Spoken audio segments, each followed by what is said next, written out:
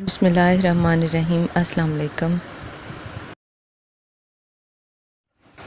میرا نام ماجبین ہے، اردو کی معلمہ ہوں، army public school junior campus Sialkot سے۔ یہ ہمارا 8واں ہفتہ ہے جماعت صوم کے لیے۔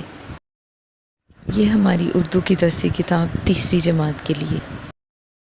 آج ہم جو سبق پڑھیں گے اس کا عنوان ہے صبح کی آمد، صفحہ نمبر 41 تا 43۔ یہ نظم صبح کی آمد کے بارے میں ہے۔ اس میں بتایا گیا ہے کہ ہمیں صبح کے سہانے منظر اور مناظر فطرت کو دیکھتے ہوئے اللہ تعالیٰ کی حمد و ثنا کرنی چاہیے۔ سب سے پہلے ہم نظم کی پڑھائی کریں گے، دوران پڑھائی مشکل الفاظ کے خط کشید کریں گے اور ان کے معنی بتائے جائیں گے۔ سوال نمبر 1 اور 3 زبانی کیے جائیں گے۔ سوال نمبر 2، 4، 5 اور 6 تحریری طور پر کرنے میں رہنمائی کی جائے گی۔ سوال نمبر 2 میں سوالات کے جوابات لکھیں گے۔ سوال نمبر 1، دن کے آنے سے کیا ہوتا ہے، اس کا جواب لکھیں گے۔ سوال نمبر 2، صبح کے وقت ہوا کیسی چلتی ہے، اور سوال نمبر 3، صبح سونے والوں کے لیے کیا پیغام لے کر آتی ہے۔ سوال نمبر 4 میں درج ذیل حروف کو ترتیب دے کر اشارات کی مدد سے الفاظ بنائیے۔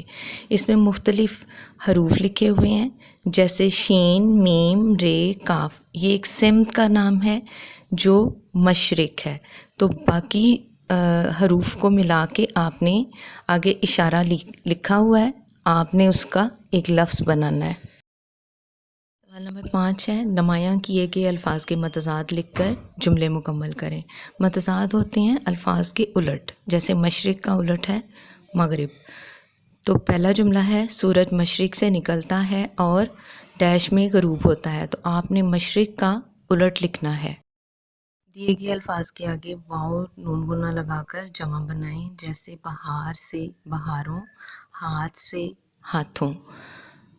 اس کے بعد مشکل الفاظ کے معنی ہیں، آپ نے مشکل الفاظ کو یاد کرنا ہے، ان کے معنی یاد کرنے ہیں، اور مشکل الفاظ کی املا ایک علیحدہ صفحے پر لکھنی ہے۔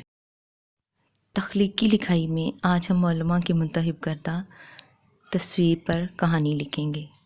تصویر میں ایک کوا نظر آ رہا ہے۔ کوا پیاسا تھا اور وہ پانی کی تلاش میں نکلا۔ اسے ایک گھڑا نظر آیا۔ گھڑے میں پانی کم تھا، لیکن کوے کو ایک ترکیب سوجھی۔ اس نے پاس پڑے کنکر اٹھا کر گھڑے میں ڈالے اور پانی کی سطح اوپر آ گئی، تو کوے نے جی بھر کے پانی پیا۔ آپ اس کو کوئی بھی عنوان دے سکتے ہیں، پیاسا کوا یا عقل مند کوا۔ امدادی الفاظ کی مدد سے آپ پوری کہانی لکھیں گے۔ کہانی 8 یا 10 جملوں پر مشتمل ہوگی۔